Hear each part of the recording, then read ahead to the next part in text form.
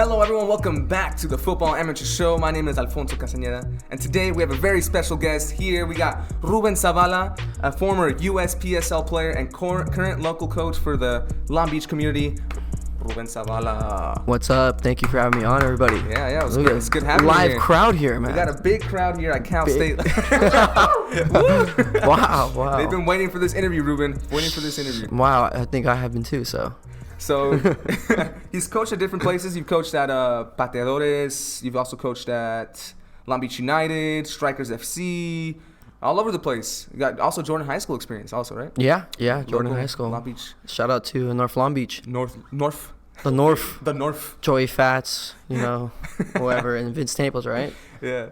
So how'd you get into coaching originally? It was maybe when I was about 14. My sister was following me everywhere, and she loved playing soccer with me. So actually, where we do camps at Goretti, that's where I went to school at. So at lunch, me and my sister would go play, and then when my sister got into the club team, their club team was looking for an extra coach, an assistant coach. At the time, I didn't have my license, so I just went in and I started coaching, and the team was absolutely terrible at the time, to be honest. Yeah. I think they were 0-5, and then I went in there, and then the girls improved a lot, learning a lot of stuff. So we won five in a row. Oof. Until I got caught by CSL by not having my coaching license. Oh, so I left. But I was that was just my first bit of it. I didn't really get into it until 2014, where I had my first knee surgery. Tore my ACL meniscus at the same time. It was a bummer. So I missed a whole summer of doing stuff, playing, and try to do some showcases, at least get somewhere with soccer. So throughout that time, I just was either watching the World Cup or playing a ton of FIFA. And then I just was one day, the real story behind it, one day I was working at my job at the time, which was a local taco shop. Guy came in, he was like, "Hey, do you want to coach soccer with me?" And I just said, yeah. So the next day I quit my job, and I started. You quit your job the next day? I quit my job the next day, and it was kind of insane. I just went for it. Yeah. I just went for it. I remember the stuff I did with my sister, some of the stuff I did through some AYSO experiences, the training drills that I did, and I've been coaching for now 10 years now. Yeah. When did you start? At what age?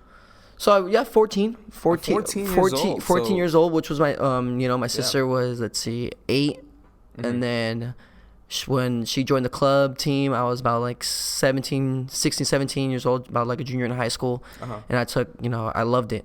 I loved it so much. And then 2016, I started coaching club, just started getting out there, doing as much as I can. Wow, so you were 14 coaching, I'm assuming 8-year-olds, right? 8-year-olds, girls. Wow. So yeah. So that's actually pretty cool because you were pretty young. I mean, so this is how I know Ruben. I'm actually a current soccer coach, and I coach with him. And I think he's one of the hardest working coaches I know, and that's one of the main reasons I want you on the show, just to talk about your experience, because he's really passionate about what he does, and he's just an overall great coach I respect. Thank you. Mom, I hope you're hearing that. Hardworking. But yeah, so you started at 14, and which is a crazy age, I think, because you're still really young, and it's cool how early you can start coaching once you know the basics and stuff like that. So I guess getting you in, do you think it was easier just because of the people that you knew, or just applying at different places? Or I want to say applying at different places, but sometimes it's about who you know that will get you far at the same time, because I know people who are out there and who are not good at what they do. It's just about what they know. That's true. I mean, when I first started, I didn't think about getting paid. I didn't think about doing this for a living, I didn't think about that. I thought about essentially for me winning and development of players, and seeing my sister go far with it. That was my goal for her.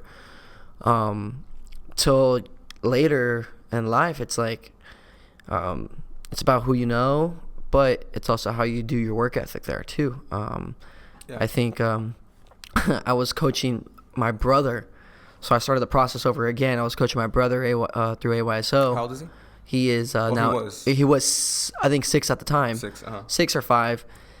And my mom said, "Hey, you're gonna coach your little brother." I was like, "That's funny," because I didn't even remember volunteering for this. Yeah. So she just signed me up just cause, coached it, and then throughout that time, I met somebody that gave me the job at Long Beach Jordan, and I was still working with one of the big MLS teams out here. And I just worked my way up and about who I knew, and then I was doing a private one today. I knew somebody told me about the company that we work at. Yeah. And then that's how I guess about who you know, but it's also when you get there, it's like how you work. Right. That's the main thing. So true, yeah. That's to me, it's how you apply your work ethic to your current job. Because I mean, like I said, I know a lot of people who are out there who have their own stuff or doing things, but don't have the hard work ethic too. Yeah. So tell us more about Long Beach Jordan. So how old were you when you started that? Wow. So Jordan, this was in 2000 and think almost 3 years ago. So 16 going into 17 season. I got the job just through somebody through AYSO coaching their kid, and then they asked me. They were at the time looking for a coach, but he said I was too young. Yeah. I was 21, turning 22, turning 22. And he says, "Yeah, you're too close in age, da da da da da." And I was like, "Yo, just give me the chance." Yeah. That was it. And then a couple weeks passed. He got my phone number. We linked up, and then I got the Jordan job as a Frosh coach. And shout out to Jordan. I hope these boys hear it. These boys were ideal. They know how frustrating they were to me, but the hard work that they put in, the lifestyle that I try to lifestyle and culture that I try to create for them, so they can get somewhere. Yeah. Like that's my heart. When I left, to be honest, I shedded a couple of tears because it's something that I put a lot of pride into. When you coach in high school, you don't get a lot of pay out of it. Right. You don't. So I was doing every day in, day out, trainings during the winter, the fall, summer, doing it all for these boys. And I even got a club team out of it. And for instance, there's only like 10 kids who show up, and I kept on continuing the team. It sounds stupid, but I was putting my own money into it, even though I shouldn't have, just because I wanted these boys to get development, playing against other competition. These boys are out there playing against the Cesar Chavez leagues, the ghetto leagues.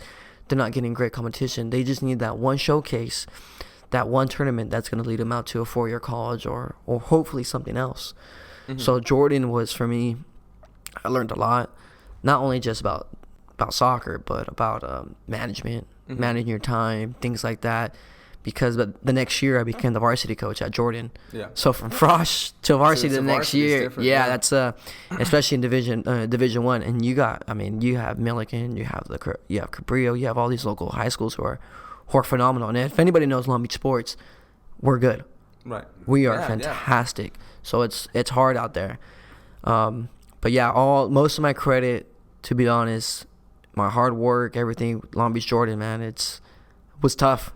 It was tough. Well, it's part of they're in North Long Beach, and that's known as more of a tougher neighborhood, and also tougher kids. But for you to prioritize their development, I think is really important, especially for the development of U.S. soccer, which is something that I wish every coach would do.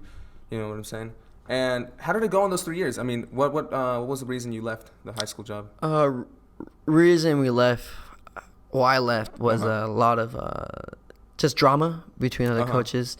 I don't want to get into that's too detailed, but let's just say when you're a young coach, and you go to the first, from a Frosh coach to the varsity within a year. Come on, but I had results to back myself up. I honestly did, and if there's doubters out there, I don't really care. Right. The boys that I had Long Beach Jordan finish, I think, in second. We did fantastic. They were playing great. They were playing great soccer. My days would consist of, this is probably what set me from the difference. It wasn't all about soccer. We get out roughly, I think, 1:30. The first hour, I would take the boys to study hall. Yeah. Okay? I'll tell you right now, a lot of coaches don't believe in study hall. I'll tell you this. Study hall, most of the kids have the same teachers together, whatever. They need to start building a teamwork, a bonding. Right. So I said, for instance, this guy had an F, this guy has an A. You guys are in the same team. You guys have the same teacher in the same class. No, help each other out. What are you doing? Help each other out, you know? Exactly. So I built that, and then I started doing film.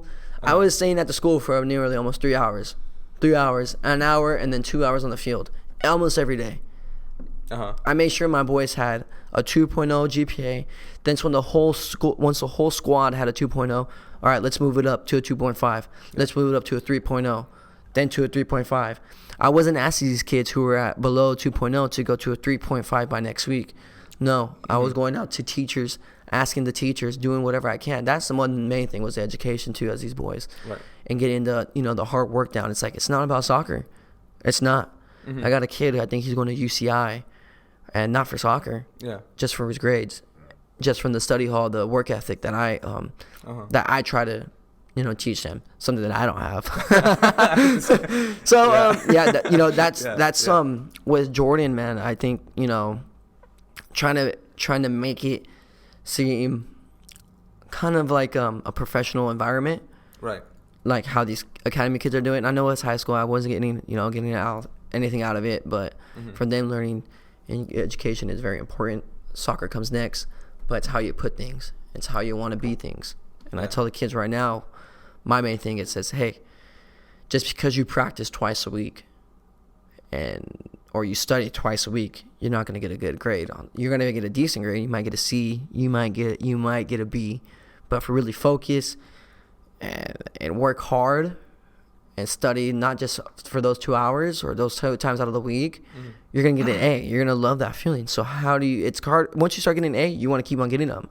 And that's the harder part, staying on top. Just being consistent. Being consistent. Yeah. Being consistent. So that's the one thing that I learned from Jordan. Telling the boys, like, being consistent, showing the love, and something that I had desire to when I was growing up. Right. Yeah. Being prioritizing player development over you could say superficial things like being the best at soccer, right? Yeah. Of course. It's not about soccer. You have injuries. I have a friend who's playing professional right now, and who played in the MLS, who says right now it's just important as education, because look, right now he was looking for a team at the time. He goes, right now I'm not looking. I don't really care. If I get signed, I get signed. Yeah.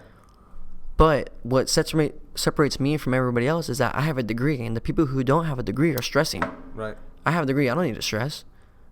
Yeah. I could play 1 year. Next year I could get a 6-figure job. Why for me to stress? So I tell these kids the same thing. I said, look, and when I had my friend, my buddy come out and talk to these boys, he says, get your education up. Soccer comes next, and then you could have soccer and you could play pro like I was. Yeah. It's so easy, but you just got to apply yourself. Yeah. That's another thing. You got to really apply yourself. Actually, talking more about your professional career that you had. You played for the professional USPSL. It's semi-pro. It's something. Yeah, it was semi-pro.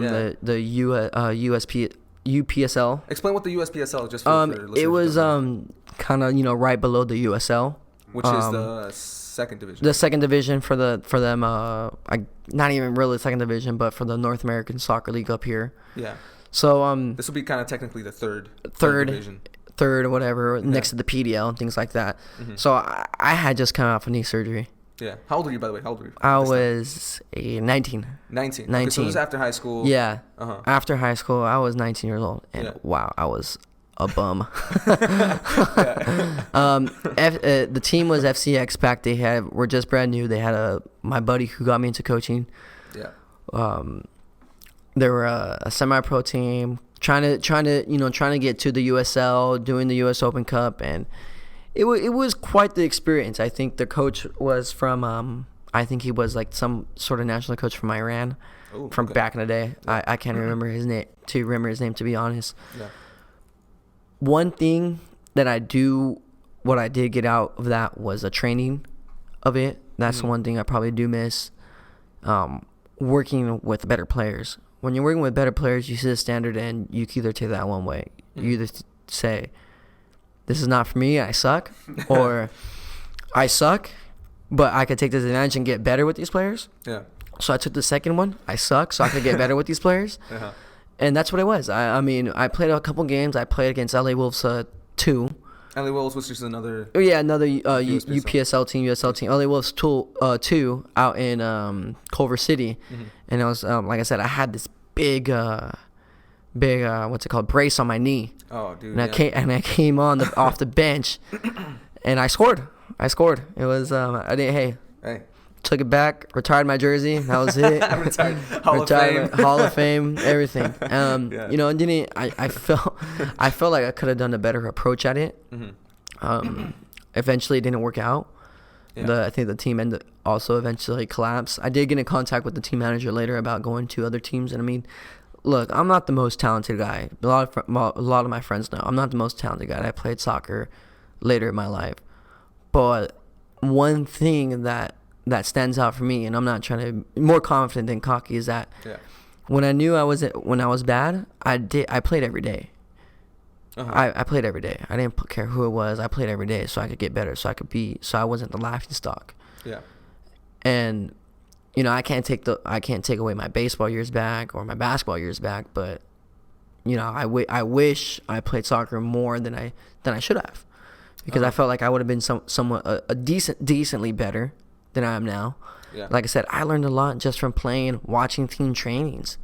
You know, I took a lot out of what my buddy said during that semi-pro season was, you just gotta work hard, listen, and that's it. And if you're very stubborn and you don't want to listen to anybody else, you're not gonna get anywhere. Everybody's got something to say, but it's just how you take it.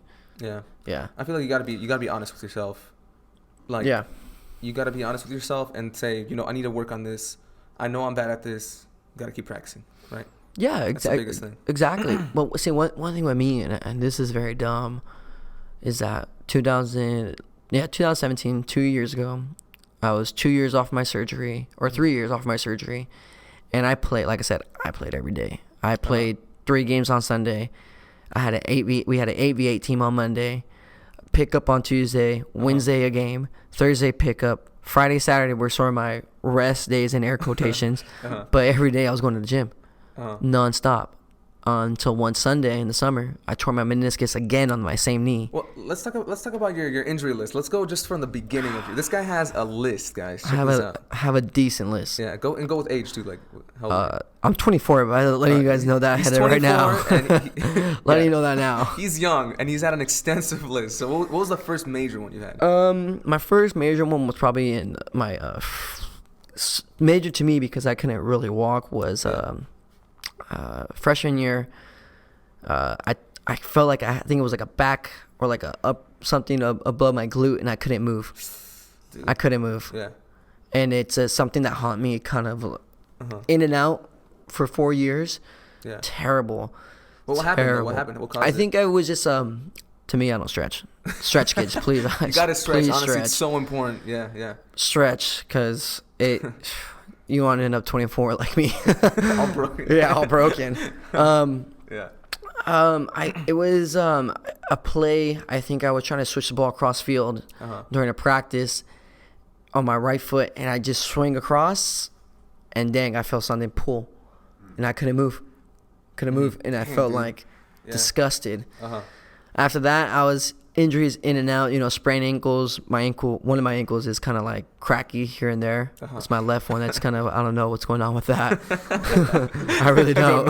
I wake up in the morning, it'll crack. Maybe it'll crack right now. Yeah, get a mic on that. Get a mic on the ankle. I'm gonna have a 24-hour stream on the ankle after this. No, but the ankle was okay. But my after the back thing, whatever it was, my main thing was I tore my ACL and meniscus at the same time. Dude, okay, so explain what the ACL is. ACL is a ligament inside your knee. Okay. I can't. What's it? The actual. I have no idea, but ACL. Something, ACL. Something crucial ligament. Anyways, helps you go left to right, side to side. Do all those little fancy stuff. Make sure you do your cuts. I was playing a game. I try not to go back and defend at the time because I didn't like defending. So I went in to defend, and then I stepped wrong. I planted my right foot in front of the defender. All my momentum shifted to my right, and then it snapped like a tree branch. Oh, dude. Terrible. How does that feel, by the way? How does it, like, can you explain it? I don't know. So, you know how the Titanic went down, hit the iceberg. Basically, that iceberg hit my knee, and I went numb. I seriously, I went numb, and I don't. Yeah. Yeah, I'm gonna cry right now. No, it was. I went into shock. I remember that because I couldn't feel my knee. I couldn't feel my leg. So the whole leg was numb, basically. Yeah, and this happened on Mother's Day, May 11th, Mother's Day. Never playing on Mother's Day ever again. It's haunted. Yeah, haunted. Yeah. Yeah, and it sucked because I was playing a meaningless game. I shouldn't have played it. And then the next week I had semifinals with my club team. I felt so bad. I felt so bad. It wasn't worth it. Definitely wasn't worth it. But like I said, going back to what I said about taking care of your body, like I was playing every day, and I felt like probably I even went to that game saying I really don't want to play this game. Yeah. If I play halftime, that was it. 45 minutes, that was it. Sure enough, 5 minutes in, I tore it. So that was my first one. Surgery was crazy. This was World Cup year, so it was I was decently sad. Because not only the World Cup was kind of terrible for me because Croatia going out in the first round was terrible. Yeah. Mexico, dude. Yeah, Mexico. Yeah. I'm just kidding. Yeah. Yeah. Anyways. Yeah. I just stayed all summer. I mean, I had a family trip to Hawaii, and I was telling your so-called producer, right? Yeah. Sound guy. Look. I mean. I wanted to surf. I wanted to golf. I wanted to at least somewhat touch the ball when I was out there. Yeah. I was even stupid enough to bring my own set of cleats out there, thinking I was gonna try to play. This guy. I'm playing, dude. Try to play. Over there, crutches. Yeah. And everything. Hey, pass me the ball. You're in crutches, man. I was like, I don't care.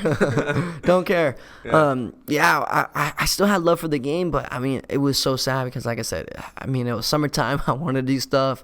Yeah. Out of high school, my friends were doing everything, and I couldn't really do anything. I was just at home resting. Yeah. So how long did it take to recover? 6-8 months, man. 6-8 months. Wait, 6 to 8? 6-8 months. Dang. And then you can finally like walk and do that type of stuff, right? I mean, I was walking about 2 months after. Okay, but to fully recover, 6 to 8 months. Yeah. Interesting. I had a lot of scares. Yeah, I still do you now. told me earlier that you never fully mentally recovered too from it. Yeah, can you talk more about that, the mental aspect? Because I don't think a lot of people talk about that. Yeah, mental aspect, it's insane. I believe I used to be faster than I used to be. No, I'm not. I even doing now, I can't do like certain cuts. Something like when I first started kicking the ball, and I wanted to kick the ball not necessarily super hard, but with some power to it. I was like, man, if I hit this ball, my knee's gonna break. Oh, that was it. Like, it's a constant. It's a constant thing. Like, okay, how am I gonna do this cut? How am I gonna pass the ball? Whatever. And that was at least for me. Whereas you're a professional, it's a little bit more easier for you because it's your job. You're getting paid to be a professional soccer player. And plus, they have a lot of more funding for like different types of physical therapy and all this medical people.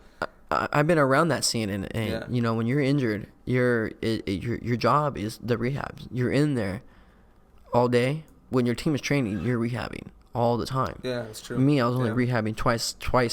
Go back to what I was saying earlier about the, if you want to get an A on your test and you only go to rehab twice a week, and that's when I was on me. I was going to rehab twice a week. Yeah. But my doctor said you got to do it every day, even when you're not here, if you want to get that result in. And I wasn't. I was just, trying to do my best, whatever it was, and it was hard. It was hard because at the mental time, I was just like, man, I can't. I felt like I couldn't do this. I actually sold my cleats. I sold all my cleats. No, I sold all my cleats. It took us like, I even went to the point, I'm embarrassed to say this. I was like, I'm not going to play again. I'm over it. And this was before I went to coaching. I was like, I'm over. I'm not going to play. I don't need this. I mean, I sold all my cleats. I had a really nice collection of cleats, and now I think about it, even though I play now, I was like, damn, I wish I had those cleats. I wish I had those cleats back. I mean, how would you recommend someone who probably has gone through an injury like this to deal with just the mental aspect of just being super scared to go out there again, another thing to throughout, I'm going into my third surgery, hopefully in December. Wait, you got a third surgery, so this is for my left knee. So I did 2 surgeries on my right knee, and then I'm going in for my left knee. Yeah. Same thing, ACL? Same thing, meniscus and my ACL could be hanging on a string from what the doctor told me. So wait, so both of your knees are What knees? What knees? What knees? Dude, Yeah, both of my yeah. knees are absolutely shot. And currently, right now, the left knee still dangling. Is that what you're saying? Yeah, the left knee from what I Let heard. me tell you this though. Even though he has his injuries, this guy still comes out of pickup and goes all out. Like we were playing last week, and this guy goes in all in, man. Like had his foot in my face, dude. Hey, I got the ball, man. I got the ball. Yeah, all ball, dude. I tell the kids, when you're injured, rest your body. But yeah, I'm going out to play full 90-minute games over the weekend. Yeah. But which is cool. I mean, like it's good that you're getting back into it. You're not so scared to come back and play. Yeah, I was like, you're gonna go to surgery anyways. Your knee's already messed up. It's already bad now. How worse can it get? Yeah, how worse can you get? So that's what my mentality was. Yeah, it sounds crazy. Can't get any worse. Yeah. So, but going back to what your question was, I know the live camera's not up yet, but my wristband. Mm-hmm. I went to private school all my life. Yeah. Most of my life. So the private school I went to was a Catholic school. And my grandfather, who recently just passed away, was always telling me, no matter what, like keep your faith in God. He's always got a plan for you. So I did my confirmation class about like years ago, and in this confirmation class, they were trying to figure out, what's our quote, what's our Bible verse. Yeah. And one day I was walking home in like 7th grade with me and my sister down the street, and I saw this Bible verse on the steps. Said Proverbs 69. Everybody's listening. Go by this, please. Yeah. If you whether you believe in God or whatever it is, but just go by this. Proverbs 16:9. A man plans his ways, but the Lord guides his steps. And I live to that right now, because when I was going through my ACL, whatever it is, you have your plan A. God's gonna put stuff in your way, obstacles. But always believe he's going to do something for you. He has a plan for you. I used to have a wristband that said, God got this, all the time. Yeah, it ripped up when I was playing a game. But, I mean, when in doubt, I always have my faith strong. I still, do now. So it's a plan, because right now I'm not saying I could have played pro. I'm not saying I could have done something with soccer. But what I get out of it is these kids that I train now, 2 kids that I trained do one-on-one sessions, made extra teams. Which is a little bit lower than club level. But it's still an achievement. Yeah, it's still an achievement for them.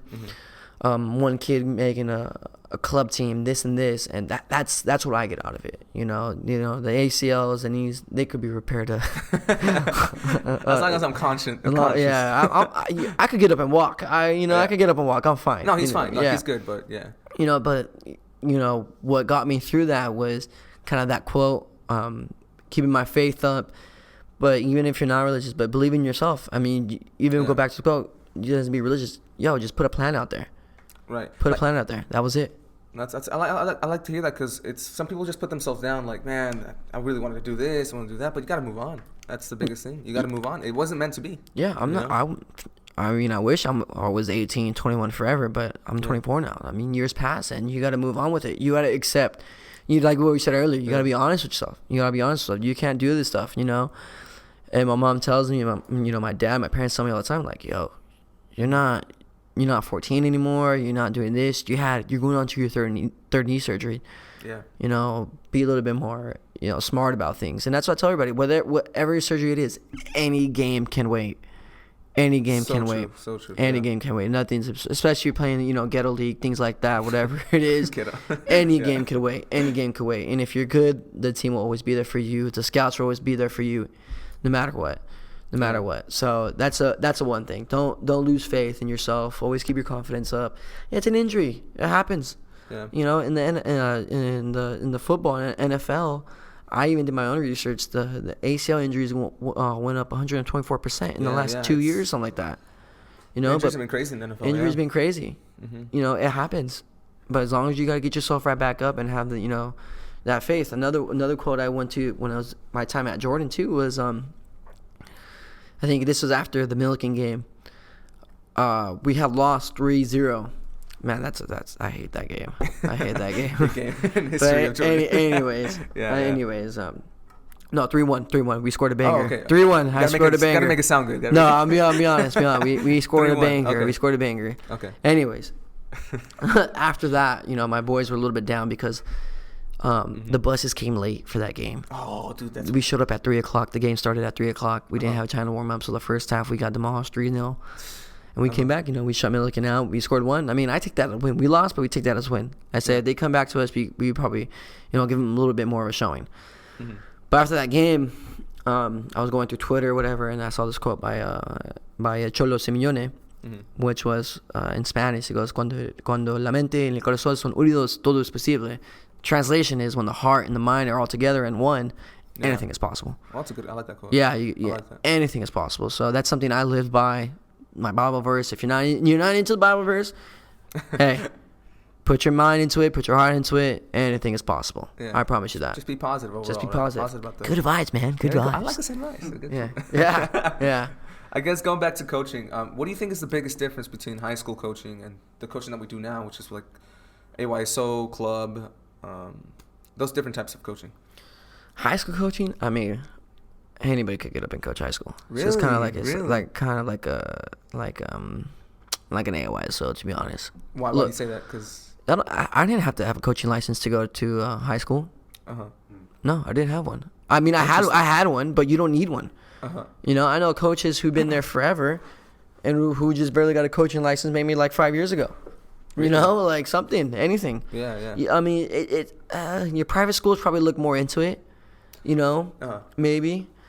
I know St. John Bosco has a good program out there. They building their clubs out of there. There's a Servite. You have all Loyola out in West LA. Mm-hmm. I mean, the difference is that, look, even with other sports, at the time when I took my license, I think soccer was only sport that required you to have a coaching license to coach something. Like any other sports, I could go up and be a basketball coach. Especially for high school, I feel like it's a lot easier. Because I know there's teachers that just go straight up because they need one. Exactly. You know what I'm saying? There's no secret about that. There is no secret about that. My chemistry teacher was a fresh-off coach. Exactly. And I'm like, how does this guy know about... periodically on the table, sulfur. No. I'm just trying to do some 1-2s with my players. Yeah. No, it was...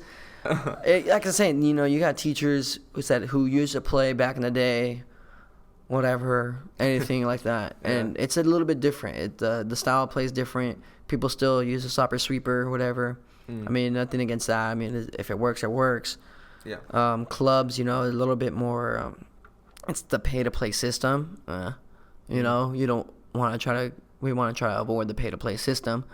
What is the pay-to-play system for the listeners? Pay-to-play system is just, you're paying... You're paying to play. That's exactly how it is. Club teams, you're paying all this money to play. Yeah. Mm-hmm. I think back in the day, we had the pay-to-play system, but if you're good, you're good. You got scholarships. I know a coach who coached me in high school, who is my idol now, and his teams were stacked with players, and he's like, he coached these kids phenomenally. These kids didn't have any money, but he won stuff because these kids were good. It's like, I want to win. I want to develop players, and most of those guys went on to play, who are playing professional now, who are playing at least college, have careers. Yeah. Just for them playing soccer. It's like when you look around the world, you got sponsorships. It's a one culture. It's a culture thing. You can't. I mean, a parent could come up to me as I coach club saying, "Okay, here's $3,000. My kids only played 2 years, but here you go." A lot of coaches, okay, yes, let's take that money. Let's take that money. True, yeah. Let's take that money instead of a kid who's playing every day the rest of his whole life in the streets. He has far more potential. Not necessarily economically he's not, financially he's not stable. Yeah. But who would you rather take? These coaches need to. I know these coaches need to eat, but these clubs need to find better sponsors. Need to find something. Need to get better results and get out with these players. You don't need. If you're good, you're good. Like if you get there, you gotta perform. And I feel bad for these kids who can't afford it. They look forward to high school. So when I was coaching at Jordan, these kids weren't playing club. None of them were playing club.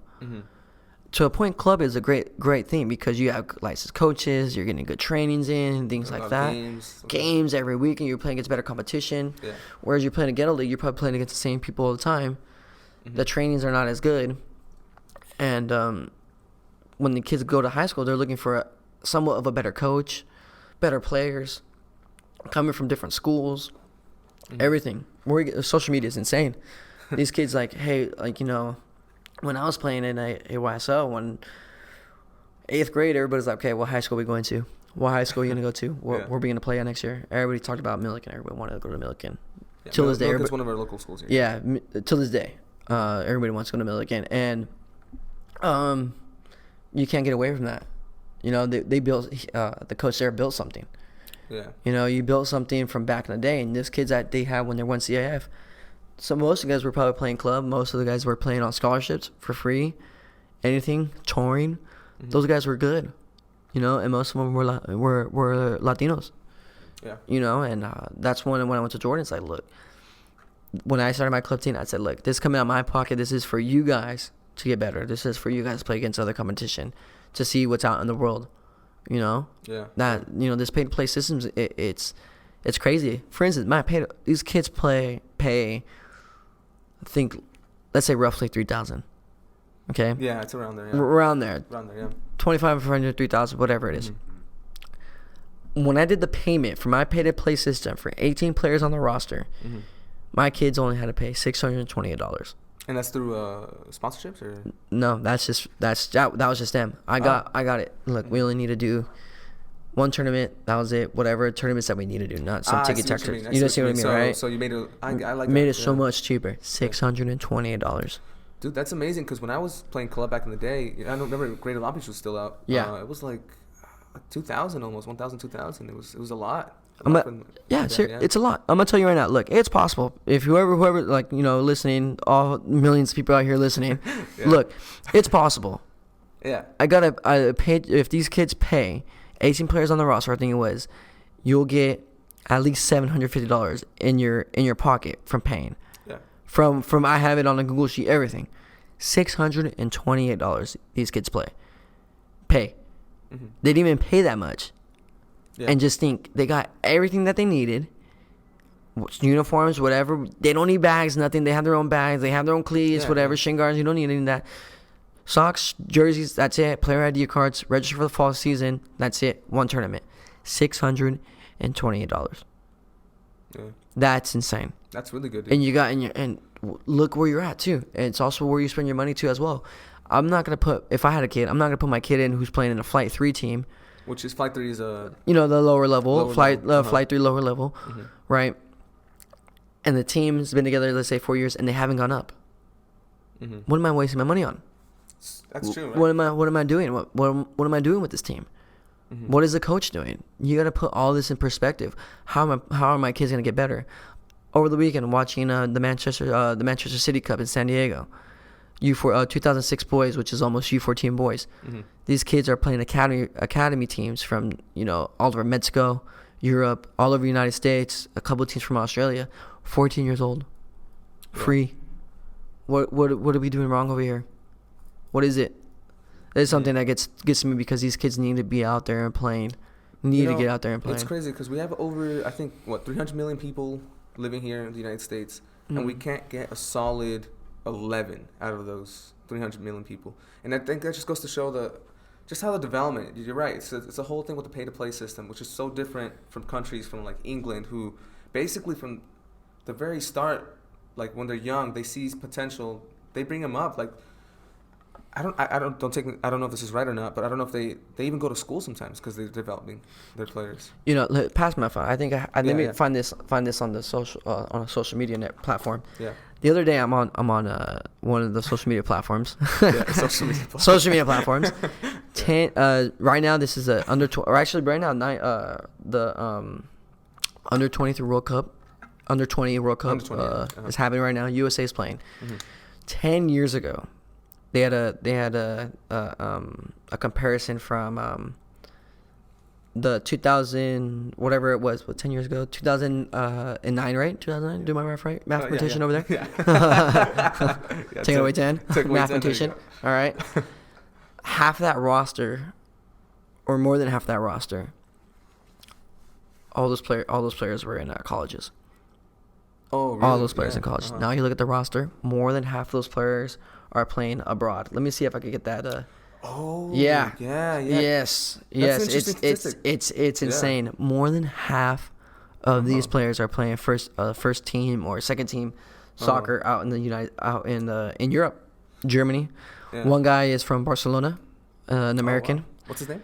Let me get his name. Let me get his name. Let's get a Let's get his name out. Yeah. Hopefully I can find it right away. And do you think that's a good thing that they're doing that? That's a fantastic thing. But the thing is, with me, I feel is like I just wish our development was good, so they wouldn't even have to leave. You know what I'm saying? But I think it's needed.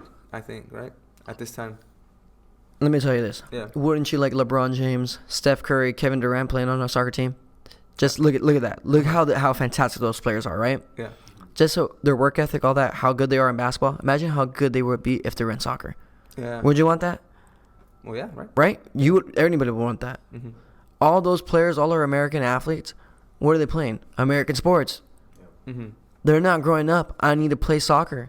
That's the one thing here. It's like, you get what I'm saying? That's what I'm saying. Look, for me, that's what I mean. I'm telling you, because early when I first grew up, Yeah. it was baseball. Mm-hmm. You know, and that's why I said when I wish I was younger, I wish I had got to play soccer more instead of baseball, instead of basketball, because my development would have been so much better, fantastic. Whereas these players, you know, I'd rather have a kid, for instance, a kid who's playing 2 years of soccer, all 365 days, or 366 days if it's a leap year, whatever it is. They get the extra day of training. They get the extra day of training. They get the extra day of training, okay? Compared to a kid who's been playing for 5 years, but only playing the fall season of a core recreational soccer. The guy who's playing 3 months compared to the guy who's playing every day for the past 2 years. To me, I'd rather take the guy who's playing every day the past 2 years, because the other guy is playing what? Cricket, lacrosse, water polo instead. You know, I'd rather take the other kid who's been working every day. Yeah, every day, and especially when kids working every day, he has passion for the sport. Mm-hmm. He's not thinking about anything else. He's thinking about just soccer. So for me, yeah, I want these players playing out somewhere else. Yeah. The MLS, it's a 20-year-old league, 23, whatever it is, 23-year-old league. We used to do penalty shots from halfway line, breakaways, dribble to the goal, to the goalie. Yeah. And to what the MLS have got here now, especially with last year with the team that just won, Atlanta, with Tata Martino. Look at the movement that they went through. They had got 7 Latino players from South America, a Latin coach who's now in charge for the Selección of Mexico. Mm-hmm. And they won in 2 years of being a club team. I want the kids here to go out. I'm saying, yeah, education is important, but if us as Americans want World Cups, Confederations Cups, you know, things like that, you know, we can't qualify in Euros, obviously, or maybe even get invited to the next, what's it called right now, Copa America. Oh, that'd be great, yeah. You know, that would be fantastic. We did the Centenario. We lost opening day 3-0 to Colombia, I think it was. Yeah. Terrible. I'd rather have all those kids, be playing somewhere. Somewhere else. Just so somewhere they can else. Commit to the one sport. If so, these teams that won the World Cup, Germany, more than half that team in 2014 was playing on the same team too. That's another thing. They need to be playing on the same team. Build that chemistry. Yeah, build some of the chemistry, because if you have, and same thing with Spain, same team. Back to back Euro champions, same team. World Cup winners, same team. It's the same team. You got 5 Madrid players, 5 Barcelona players, and 1 guy from Villarreal, 1 guy from Malaga, 1 guy from Atleti. Same thing with Bayern. 7 guys. 7 with Germany. 7 guys from Bayern. 3 guys from Dortmund. It's an easier transition. Now I wish I could say the same for France, but France just has a good around team, and Didier Deschamps did a fantastic job in the World Cup with them. Job, I mean, all those guys don't play on the same team, but they were just fantastic players. But for me, it's a bonus if all the kids were playing on one team. So in your opinion, what needs to change here so that there wouldn't be a need for that? Can there be a change, or is it just the culture that we have? Or does it just take time? It's just going to take time. It's difficult, man. Yeah. We just can't get up and say, hey, don't play soccer. Don't play basketball. Don't play baseball. Yeah. You know, I think it really has to do with the culture. It really has is. to do with the culture here. It Yeah. is. I mean, trust me, I'm out on the field every day, and I don't. Yeah. As funny as it is, parents talking about soccer and things like this, whatever it is, they don't know what they're saying, but they're trying to get into the sport. Yeah. They're trying to get in the sport. It's cute. You know, it's cute. Uh-huh. You know, it's something that I like to see, that, you know, they're actually doing their best to actually taking their time, watching games, looking up on history, looking up. Over the past weekend, we did the scrimmages, and this parent that I see often, he's always like, hey, I think the kid scored an own goal, and the parent was like, well, as long as it's not Colombian. Dating back to the 94, what happened in 94, own goal, poor kid, you know. Uh-huh. Now, you know, at least they're doing somewhat of a decent research, you know, Yeah, of yeah. something. They're getting into it. You know, as soon as they get into it, I mean, all these parents never played, but they see the movement. None of these, like the concussion thing, football, it's getting over. Baseball's dying as a boring sport. I used to love basketball. Not anymore? Not anymore. It's too high scoring, too many ticky-tack fouls, all that kind of stuff, whatever. I like good defense. And soccer, it's going to get there. I believe it'll get there. You know, when you have your, you know, I haven't even checked up on the score on the under-20s right now. Oh, they're playing right now, right? They're playing right now. So we're recording this on Thursday. Yes, Just, you know. yes. And, you know, they did a fantastic showing against Ukraine. They did fantastic against Nigeria. We get a win today. It's right now they're playing against Qatar, 0-0. Okay. So we want these, you know, the U.S. to get somewhere. You know, we hope we do. But Yeah. it's just, you know, these tournaments, you know, when we didn't qualify for the last World Cup, it's like, okay, what are we doing? We weren't in the Olympics. Well, we didn't do so well in the under 20s. So it starts with our youth system. What are we going to do with our youth system? How are we going to do that? It's too much money. You know how much it is to be a coach out in the United States? Let's just get a coaching license A. A coaching license A, the highest So the highest coaching license is, how much is it? $10,000. $10,000. It's crazy. $10,000. That's not including your flight there to the place, which is probably in Kansas. And you still need to get your previous licenses. Oh which yeah, are your like previous licenses. So the B's like 5,000, the C's like 1,000. It's and, crazy. And it's crazy because they want more U.S. coaches. Yeah, How like- am I gonna afford that? It's crazy, man. Just to How am get I there. gonna afford that? You're Yeah. absolutely insane. Insane. It's Uh-huh. better. I'd rather just get my license somewhere else. Hopefully. But it's insane. How are you gonna want more coaches with all these kids with young ideas, everything? But I can't afford it. Yeah, it's true. Insane. It kind of takes them like they have a dream, but it's so like hard to attain it. Like they get discouraged sometimes, you know. Yeah, people just want the money. It's just it's a big money system here. It's unless that changes, or something like develop some other type of program or something. Yeah, probably me as a coach or something. have Ruben as a U.S. national. I'm gonna tell you right now development. it is. Yeah, it will get there. I believe in the system. I'm telling you, these kids, if you take your time, look, people love to put down the U.S., but these kids right now balling, Soto, Mendez, these guys are Latin kids too as well. Pulisic is in. Pulisic, you know, all these kids are doing fantastic. Sargent, all these kids, dude, it's fantastic. It's great to see these kids actually playing. Yeah. You know, and I want them out there, you know, and if as soon as they get that one good result, that one good top quarterfinal, you know, we did quarterfinals in 2002 for World Cup. World Cup. And if we do it again, this like the next World Cup, or we do a great showing in 2026, hopefully we get something out of it. Hopefully. Yeah. Hopefully. Someday.